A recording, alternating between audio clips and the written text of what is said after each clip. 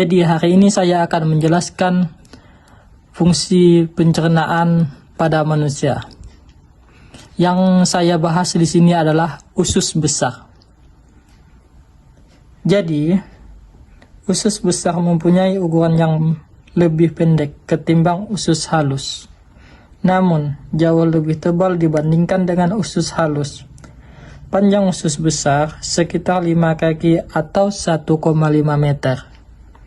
Sementara diameternya sekitar 2,5 inci atau 6 sampai 7 cm.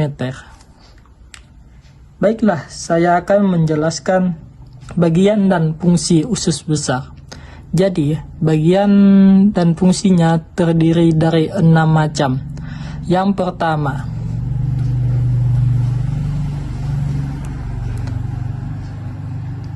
kolon transversum.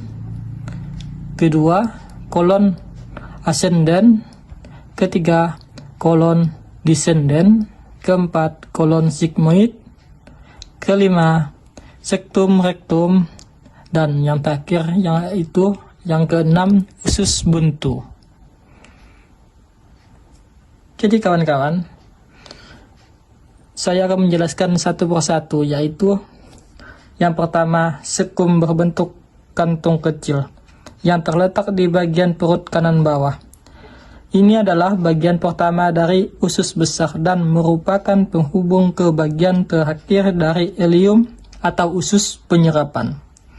Dan yang kedua, kolon ascendens adalah bagian yang dimulai dari dasar perut sebelah kanan, kemudian menuju ke atas atau hati. Bagian ini jugalah yang merupakan bagian paling panjang dari usus besar itu sendiri. Yang ketiga, kolon transversum terletak tepat di bagian bawah perut dan menjalar dari kanan ke arah kiri. Kolon transversum melekat pada perut akibat adanya kerja dari sekelompok jaringan yang disebut sebagai omentum. Yang keempat, kolon descendens terletak di bagian kiri perut dan berakhir pada kolon sigmoid. Yang kelima, kolon sigmoid adalah bagian yang tergabung dengan kolon descendens serta rectum. Strukturnya membentuk huruf seperti S.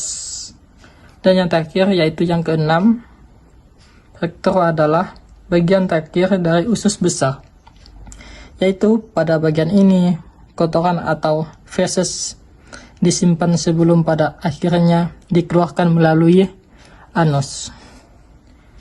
Jadi kawan-kawan,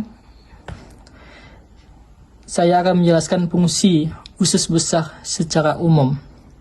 Jadi, fungsi usus besar secara umum ada 4. Yang pertama, menyerap air. Menyerap air makanan yang telah dicerna di lambung dan usus halus akan tiba di usus besar. Disinilah ada banyak air yang kemudian diserap. Penyerapan air dilakukan agar dihasilkan limbah pada berupa feses. Yang kedua, menyerap vitamin. Di dalam usus besar terdapat sejumlah bakteri yang hidup dan menghasilkan banyak vitamin. Di antaranya adalah vitamin K dan biotin yang kemudian diserap kembali oleh tubuh melalui usus besar. Yang ketiga, melindungi dari infeksi.